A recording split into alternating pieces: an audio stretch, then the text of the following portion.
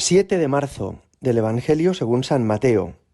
En aquel tiempo dijo Jesús a sus discípulos: Cuando venga en su gloria el Hijo del Hombre y todos los ángeles con él, se sentará en el trono de su gloria y serán reunidas ante él todas las naciones. Él separará a unos de otros, como un pastor separa las ovejas de las cabras, y pondrá las ovejas a su derecha y las cabras a su izquierda. Entonces dirá el rey a los de su derecha: Venid vosotros, benditos de mi Padre, heredad el reino preparado para vosotros desde la creación del mundo. Porque tuve hambre y me disteis de comer, tuve sed y me disteis de beber, fui forastero y me hospedasteis, estuve desnudo y me vestisteis, enfermo y me visitasteis, en la cárcel y vinisteis a verme. Entonces los justos le contestarán: Señor, ¿cuándo te vimos con hambre y te alimentamos, o con sed y te dimos de beber? ¿Cuándo te vimos forastero y te hospedamos, o desnudo y te vestimos? ¿Cuándo te vimos enfermo o en la cárcel y fuimos a verte? Y el rey les dirá: En verdad os digo que cada vez que lo hicisteis con uno de estos, mis hermanos más pequeños, conmigo lo hicisteis.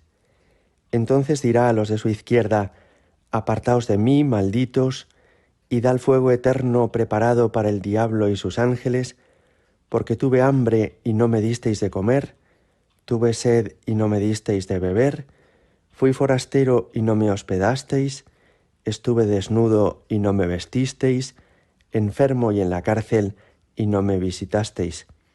Entonces también estos contestarán: Señor, ¿cuándo te vimos con hambre o con sed, o forastero, o desnudo, o enfermo, o en la cárcel, y no te asistimos? Él les replicará: En verdad os digo, lo que no hicisteis con uno de estos, los más pequeños, tampoco lo hicisteis conmigo. Y estos irán al castigo eterno, y los justos a la vida eterna. Palabra del Señor. Cuando visitamos el Vaticano, en Roma, uno de los lugares más emblemáticos y más conocidos es la Capilla Sixtina. Es ahí donde se celebra el cónclave, que es la reunión de los cardenales que quedan a la muerte de un papa, donde escogen al nuevo papa. Pues bien, en la Capilla Sixtina, Miguel Ángel pasó 25 años pintando la bóveda, y al terminar la bóveda, pintó después el juicio final en el ábside. Es un fresco de casi 14 metros de largo por 12 metros de alto, bellísimo, que podéis ver cualquiera en internet también. Y en ese fresco aparece la escena que hoy nos refiere el Evangelio. Jesús, que al final de los tiempos juzgará a todas las personas de toda la historia, y a unos los pondrá a su izquierda, y a otros a su derecha, y a unos les premiará todo lo bueno que hicieron en la vida, y a otros les castigará porque no hicieron cosas buenas en la vida. Una imagen que nos ayuda a entender que al final de la historia, la vida de cada uno de nosotros será valorada por el Señor y será juzgada en virtud de las cosas que hayamos realizado. Jesús hoy nos dice en el Evangelio que en ese juicio final no nos va a preguntar cuánto estudiamos, qué notas sacamos, si tuvimos éxito o no en el trabajo o en los negocios, si aquí en el mundo fuimos famosos o desconocidos, que lo que se nos va a valorar es cuánto ayudamos a los demás. Y esto en este tiempo de Cuaresma nos viene muy bien recordarlo. Comenzábamos la Cuaresma diciendo que la Iglesia nos aconseja oración, ayuno y limosna. Y quizá al decir limosna, algunos pensaron: que tenemos que dar algo de dinero o a los pobres o en el cestillo en la parroquia. Pero la limosna es mucho más que eso. Es entender que lo que somos y tenemos, que lo que hemos aprendido y la experiencia que hemos adquirido nos sirven para ayudar a los demás. Porque ser cristiano significa tener corazón de hijo con respecto a Dios y corazón de hermano con respecto a todos los demás. Es muy importante esto. No tenemos por un lado una vida real y después la vida espiritual, sino que la vida espiritual es también cómo cuidamos y tratamos a las personas que Dios nos ha puesto cerca.